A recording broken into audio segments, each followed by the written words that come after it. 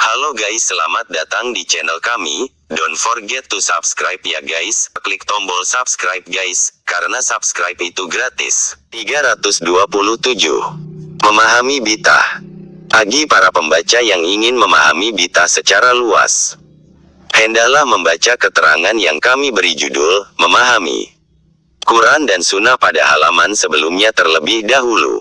Dan hendaklah sampai pada masalah yang kami beri judul Membuka Mata. TERHADAB Bid'ah.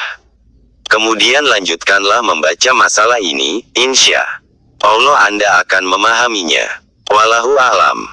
Wahabi memahami bid'ah tidaklah sama dengan apa yang kami fahami.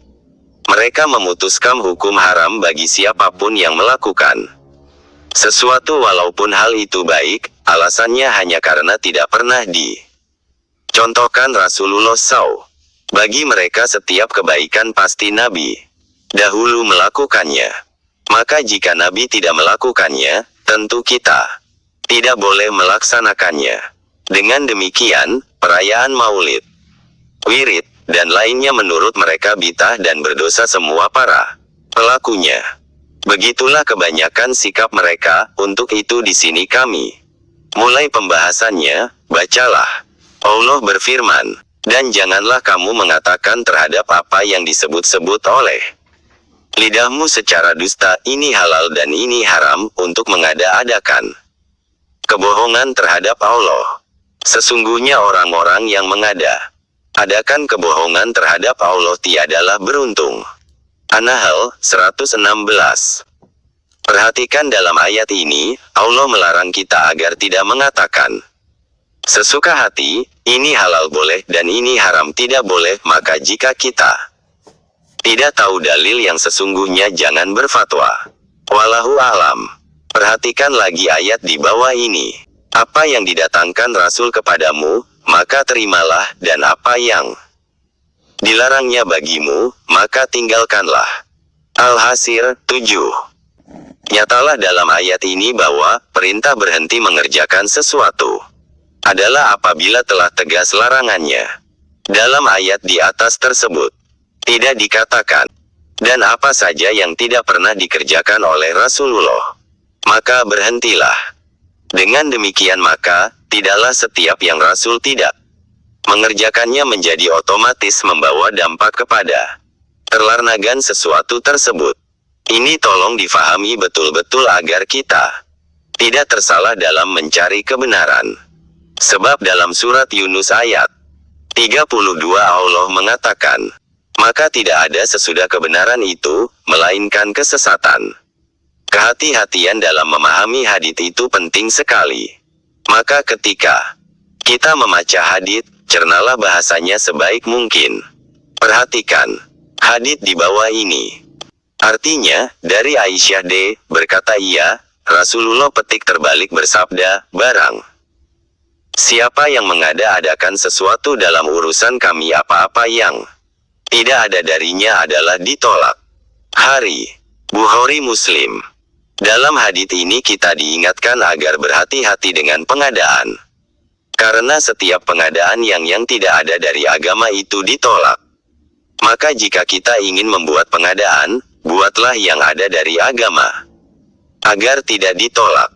Kalau orang bertanya kepada Anda, bolehkah kita wirid bersama setelah salat, maka tanyakan padanya wirid yang seperti apa. Jika ia menjawab, baca istighfar, Yasin, Talil dan semua yang ada dalam agama, maka katakan itu baik sekali, sebab semua itu ada dalam agama kita, tentu akan diterima bukan ditolak.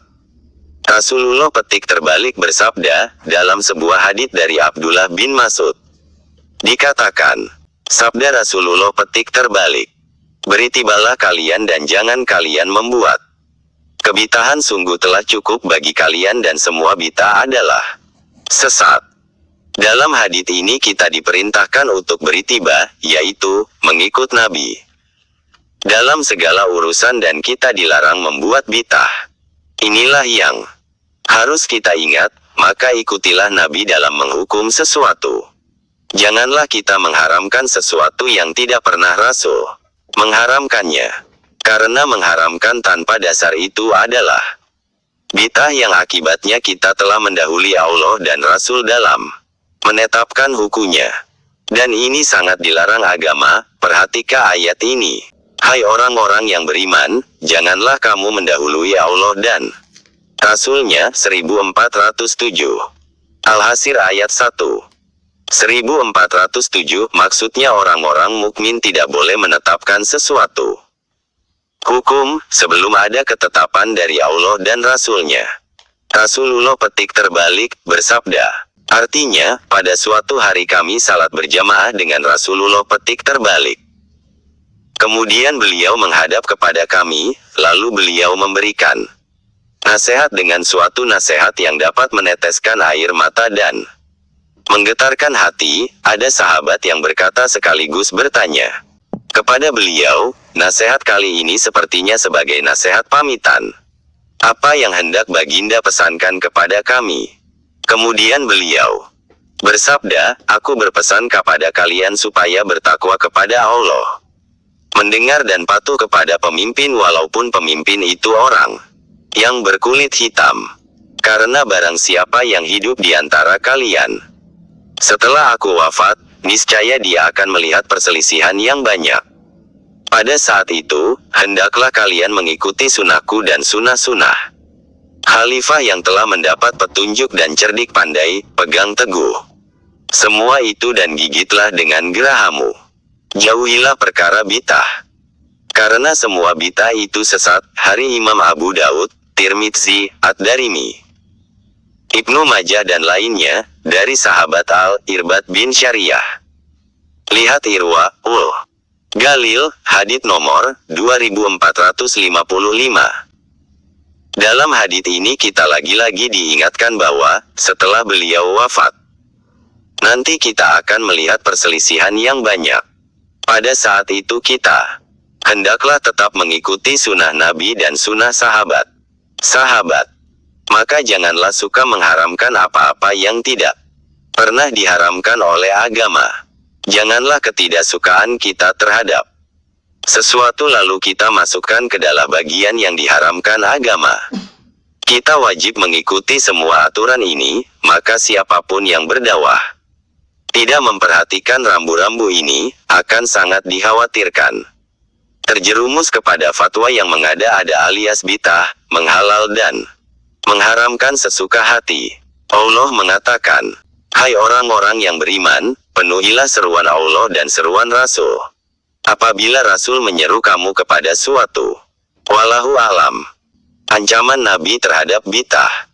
Artinya, dari Abdullah bin Abbas ia berkata, Rasulullah petik terbalik bersabda, Allah enggan menerima amal ibadah ahli bid'ah, sampai ia meninggalkan bid'ahnya itu.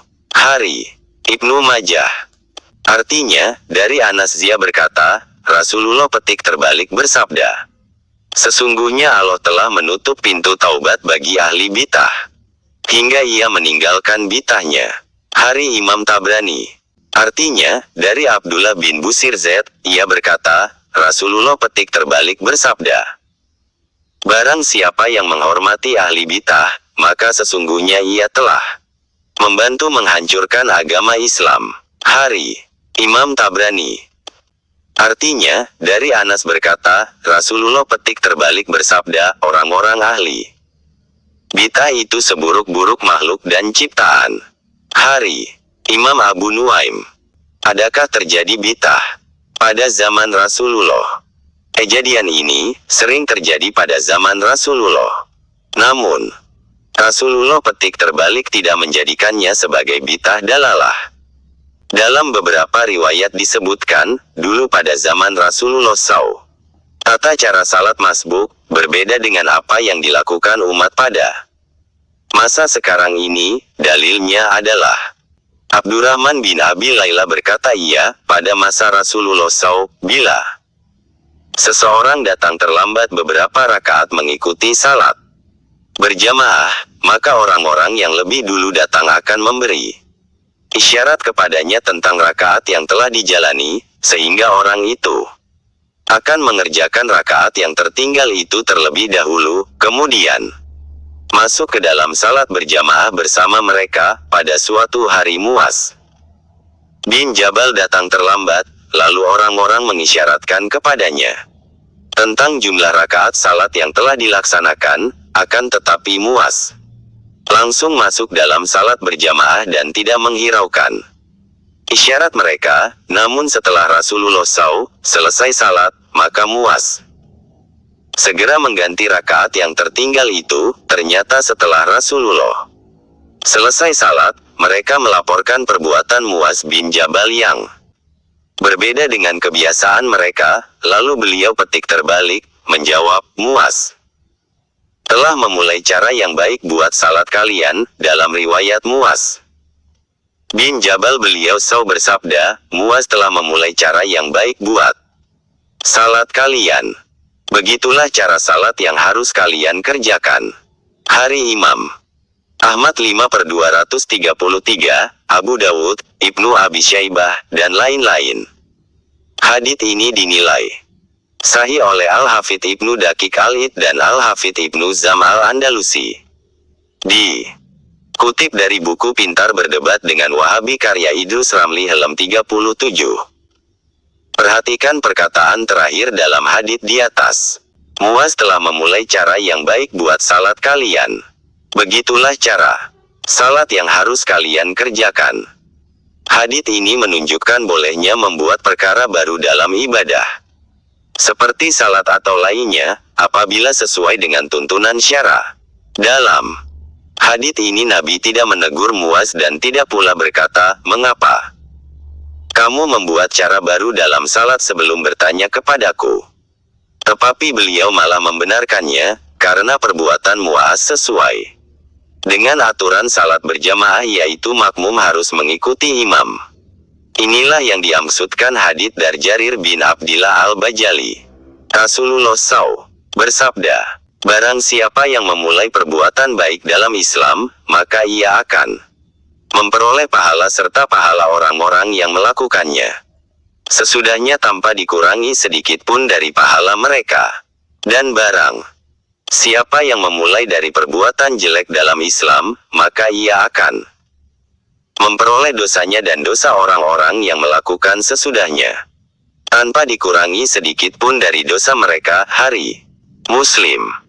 Inilah bukti bahwa pada zaman Nabi bid'ah itu pernah terjadi, tetapi Rasulullah tidak menjadikannya sebagai bid'ah dalalah. Kejadian yang seperti ini bukan hanya itu saja, tapi banyak sekali. Di antaranya adalah 1. Ketika di dalam salat. Dari Rifah bin Rafi, pada suatu hari kami salat di belakang Nabi. Petik terbalik. Maka tatkala beliau mengangkat kepalanya dari ruku, beliau berkata seorang laki-laki di belakang Nabi. Tatkala selesai salat Nabi bertanya, siapa tadi berkata dengan tasbih itu? Aku yang membacanya, jawab seorang yang berkata itu. Maka Nabi petik terbalik bersabda, artinya, aku melihat 30 lebih para malaikat berlomba-lomba di antara mereka supaya dialah yang pertama mencatat amal yang bertasbih tadi. Hari Ahmad, Bukhari, Nisai, Abu Dawud, Nisai. Dapat juga dilihat dalam kitab Aj-Taj Jil 1 hal 191. Perhatikan. Rasulullah petik terbalik bertanya kepada sahabat tentang bacaan tasbih ketika i'tidal, karena bacaan itu tidak lazim. Tetapi Nabi tidak membitah dalalahkannya. Ini menunjukkan dalil bitah hasanah itu ada. Dengan demikian, perkataan Wahabi bahwa setiap yang tidak dicontohkan Nabi tak boleh dikerjakan, itu salah besar. Sebab seorang yang membaca tasbih ini dan berada di belakang Nabi petik terbalik, ternyata ada 30 lebih juga malaikat mencatatnya sebagai amalan yang baik. 2. Bitah hasanah dilakukan sahabat hingga ia diberikan hadiah oleh Rasulullah Dalam sebuah hadits dari Anas, berkata ia, bahwa Rasulullah melewati seorang Arab Badui yang sedang berdoa dalam salatnya seraya membaca, wahai zat yang tidak terlihat oleh mata, tidak terganggu oleh Prasangka tidak bisa digambarkan oleh orang-orang yang mensifatinya, tidak berubah karena peristiwa, tidak takut akan pergantian masa. Tuhan yang mengetahui beratnya gunung, mengetahui ukuran lautan, mengetahui semua percikan air hujan, jumlah lembar dedaunan pepohonan, mengetahui jumlah makhluk yang terhalangi oleh gelap gulitanya malam, dan apa yang disinai cahaya siang. Tak ada suatu langit yang menghalanginya untuk melihat langit lainnya. Tak ada bumi yang dapat menghalanginya untuk melihat lapis bumi lainnya. Tak ada laut yang menghalanginya untuk mengetahui apa yang ada di kedalamannya. Tak ada gunung yang tidak diketahuinya mengenai apa yang ada di rimbanya. Ya Allah, jadikanlah umurku yang paling baik adalah bagian akhirnya.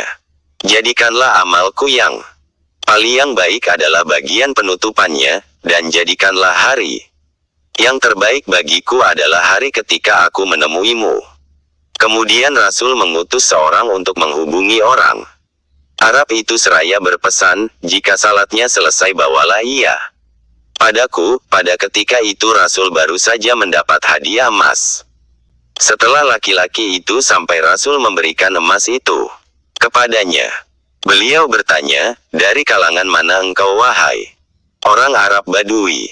Ia menjawab, aku dari kalangan Bani Amir bin Sa'ah. Tahukah engkau mengapa aku memberimu emas?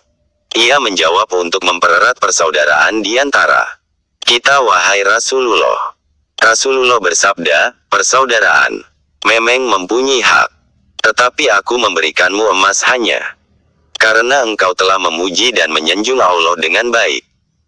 Al-Hafiz Al-Haythami dalam Majma' Zawaid X 158 mengatakan hadits tersebut diriwayatkan oleh At-Tabrani dalam Al-Aswad dan para perawinya sahih, selain Abdullah bin Muhammad Abu Abdurrahman Al-Azrami, dan ia adalah sikah. Hadits itu juga disahihkan oleh Ad-Darimi dalam Haya Al-Hayawan 295. Demikian pula disahihkan oleh Imam Al-Mufid Sayyidi Abdullah bi As-Shidik dalam kitabnya Itkan As-Sunnah fi Tahqiq Ma'na Al-Bitah, sebuah kitab yang sangat bagus. Hasan bin Ali Hal 228. 3. Bitah Hasanah ketika iftitah.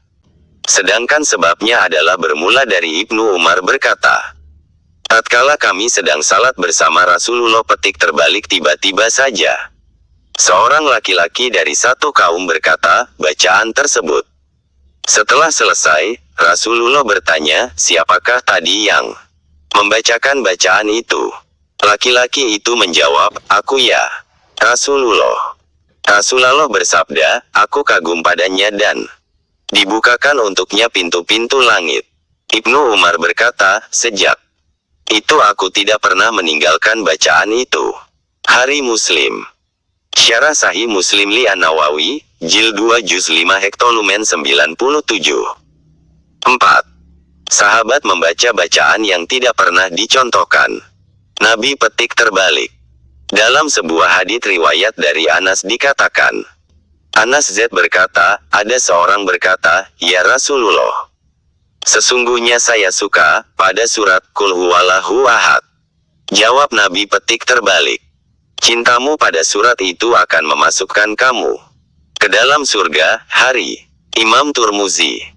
Awalnya kisah ini bermula dari seorang sahabat ketika salat. Ia membaca surat dan ditambahinya dengan suratul Ikhlas yang berulang-ulang. Lalu keadaan ini dilaporkan kepada Nabi.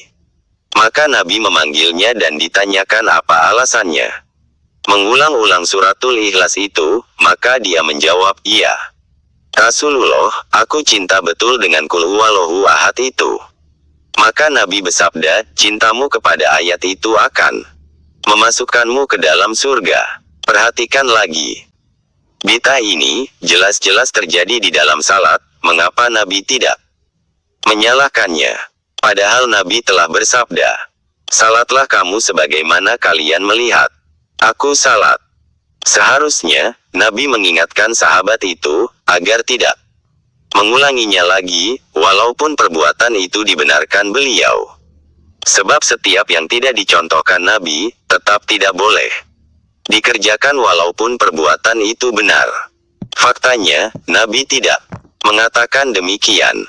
Maka kami bertanya, dari mana Wahabi memutuskan pendapatnya yang mengatakan bahwa setiap bidah itu sesat? Kalau setiap yang tidak dicontohkan itu sesat, tentulah Rasulullah langsung mencegahnya, tapi mengapa tidak dilakukan? Ini menunjukkan bahwa ada bidah yang baik, dan tidak setiap bidah itu sesat.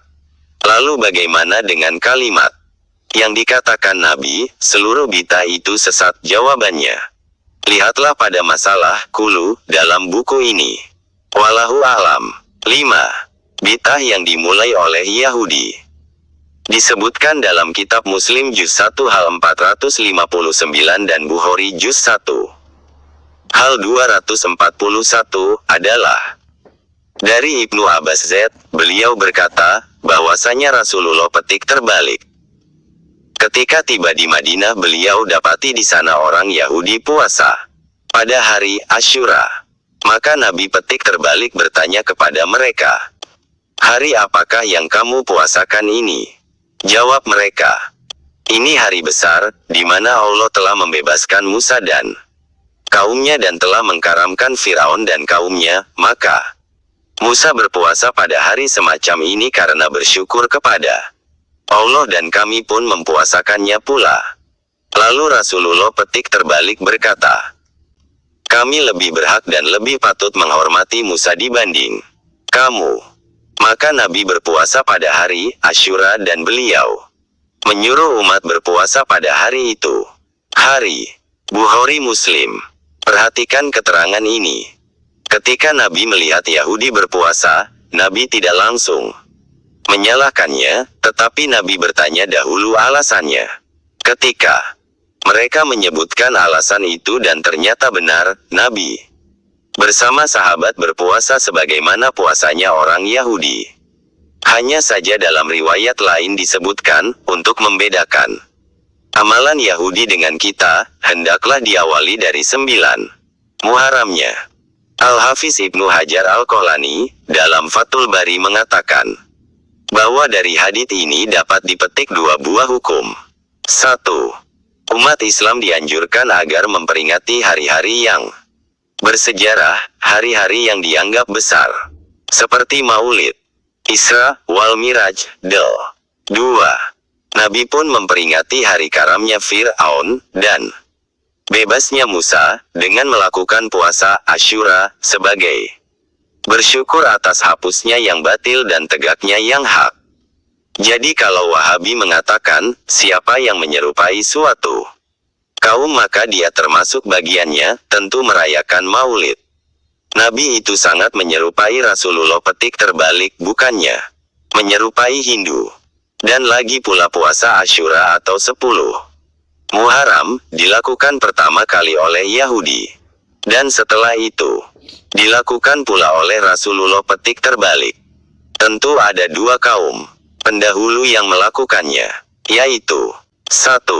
Yahudi, 2. Rasulullah petik terbalik dan para sahabatnya. Kalaulah dikatakan, siapa yang menyerupai satu kaum maka dia termasuk bagiannya.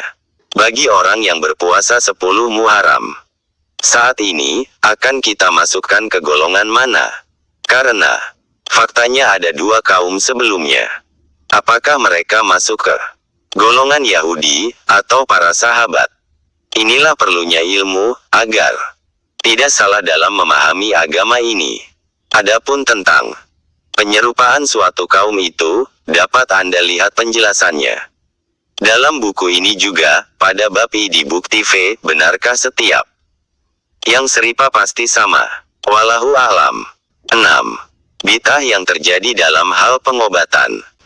Artinya, diriwayatkan dari Ibnu Abbas bahwa serombongan sahabat-sahabat Nabi petik terbalik lalu pada sebuah tempat yang ada air, di mana ada orang di situ yang kena sengat binatang, maka datanglah kepada mereka itu seorang laki-laki dari ahli kampung. Tempat air itu, seraya katanya, apakah ada orang di antara kamu yang dapat bermantera, karena di tempat air ini ada seorang laki yang kena sengat. Maka datanglah laki-laki dari mereka, membacakan Fatihatul Kitab atas upah sehimpunan kambing. Maka datanglah ia membawa kambing-kambing itu kepada teman-temannya. Tetapi mereka itu tidak menyukainya, dan mereka berkata, kamu mengambil upah untuk membaca kitabullah. Sampai mereka itu datang ke Madinah, berkatalah mereka, ya Rasulullah, dia mengambil upah atas kitabullah.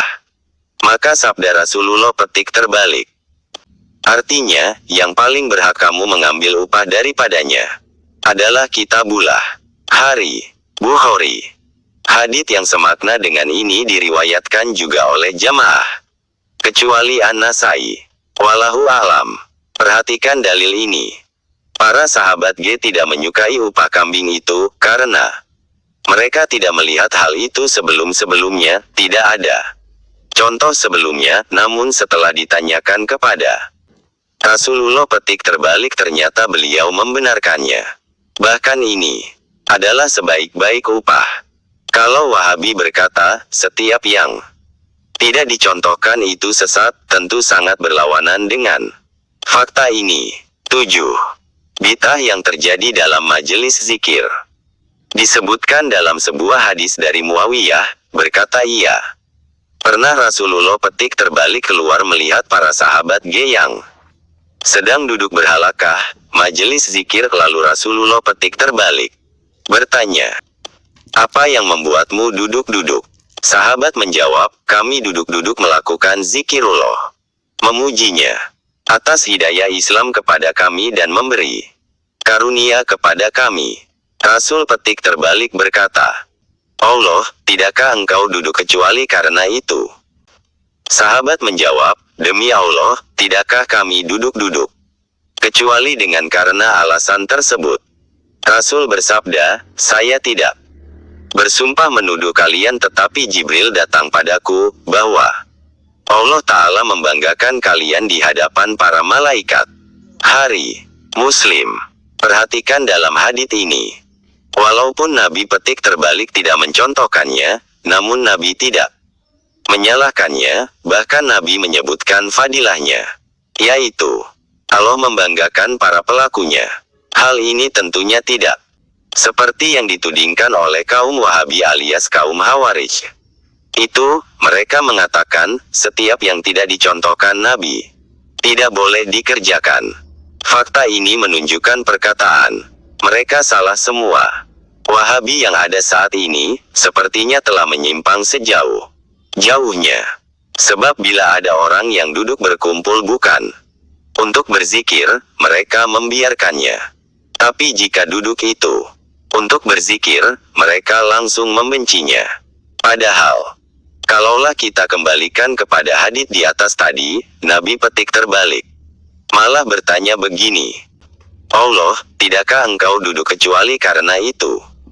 Maksudnya, tidakkah kalian duduk ini kecuali untuk berzikir? Sahabat menjawab, demi Allah, tidakkah kami duduk-duduk kecuali dengan karena alasan tersebut. Hari Muslim. Sepertinya dalam hadits ini, Nabi petik terbalik sedang memastikan duduknya para sahabat gitu. Setelah diketahui untuk zikir, Nabi petik terbalik berkata, Allah membanggakan kalian. Kesimpulannya, majelis zikir itu disukai Allah, disukai malaikat, dan disukai Rasulullah. Maka tahulah kita sekarang siapakah Wahabi itu sebenarnya. Dan lagi kalau kita teliti dalam surat Al-Isra, ayat 110. Katakanlah, serulah Allah atau serulah Ar-Rahman, dengan nama yang mana saja kamu seru, dia mempunyai Al-Asma'ul Husna, nama-nama yang terbaik. Ustaz Arifin Ilham telah membuat zikir bersama dengan menyebut Asmaul Husna yang 99 itu. Memang kalau kita ditanya, apakah pernah Rasulullah membuat itu? Kita menjawabnya tidak. Apakah perbuatan itu dibolehkan agama? Jawaban tegas adalah, iya. Bukan hanya dibolehkan tapi diperintahkan Allah dalam ayat di atas. Maka di sini kami yang bertanya, apakah berdosa jika seseorang melakukan perintah Allah ini? Kalau jawabannya berdosa, maka tanyakan padanya, untuk apa perintah dalam ayat ini jika bukan untuk diamalkan? Perhatikan faedah zikir yang disebutkan Rasulullah petik terbalik. Telah mendahului munfaridun, para sahabat bertanya, siapakah mufaridun itu? Beliau bersabda, yaitu kaum laki-laki dan kaum perempuan yang banyak berzikir kepada Allah. Hari Imam Muslim. Rasulullah petik terbalik menyebutkan keutamaan suatu jamaah yang berzikir. Beliau bersabda, artinya, tidaklah suatu kaum yang duduk-duduk mengingat Allah Ta'ala, kecuali dikelilingi malaikat, diliputi rahmat, turun kepada mereka sakinah, dan Allah menyebutkan mereka pada para makhluk di sisinya. Hari Muslim.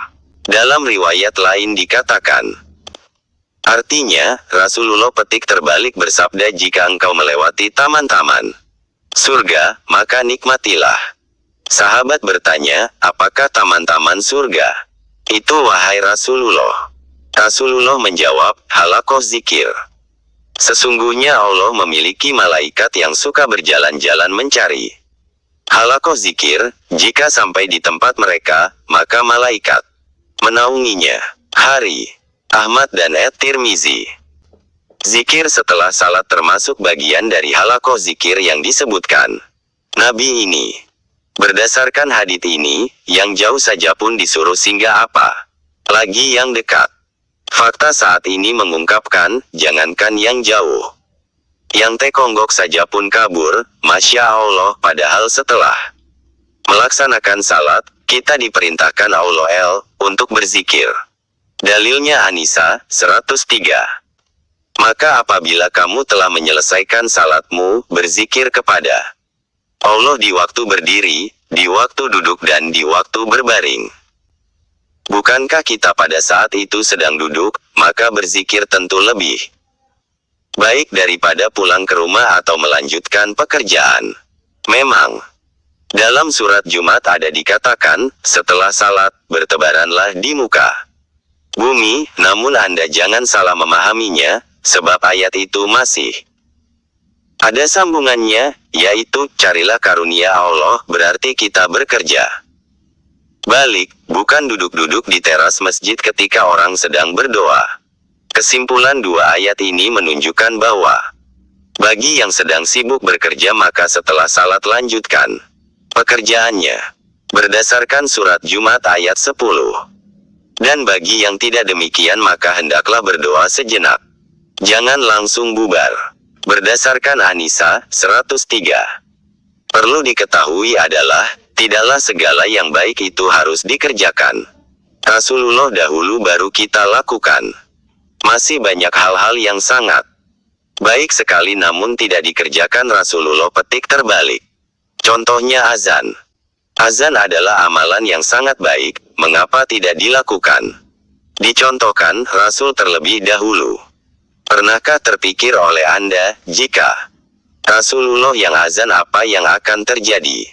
Akan terjadi banyak hal. Di antaranya, 1. Jika Rasulullah yang azan, tentulah bagi orang yang tidak memenuhinya akan menjadi kafir. 2. Dalam azan ada syahadat. Sekiranya Nabi yang membaca syahadat dalam azannya, tentulah beliau telah bersaksi untuk dirinya sendiri. Beliau tidak boleh bersaksi untuk dirinya sendiri. Pikirkan itu. 3. Sekiranya Nabi berazan, lalu membaca asyhadu anna Muhammadar Rasulullah, niscaya diduga di sana masih ada Nabi lain selain beliau. Makanya Nabi tidak pernah azan dan qomat. Apabila Nabi melakukan secara tetap, tentu akan mengganggu tugas pokoknya, karena Nabi sibuk dalam menyampaikan risalah. Dan demikianlah sebagaimana yang dikatakan oleh Sayyidina Umar Z. Kalaulah tiada kekhalifahanku, niscaya aku akan berazan secara tetap. Tafsir Ruhul Bayan surat-surat Al-Maidah ayat 58.